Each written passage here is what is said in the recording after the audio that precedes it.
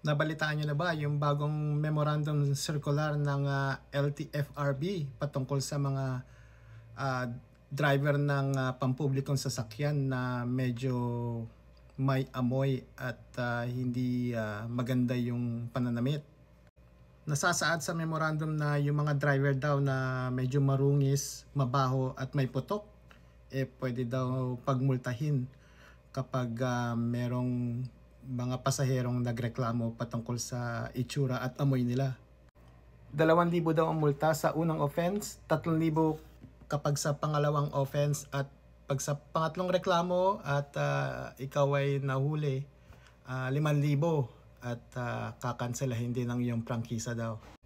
I-implementa rin daw ang uniforme pagdating sa mga driver ng pampublikong sasakyan.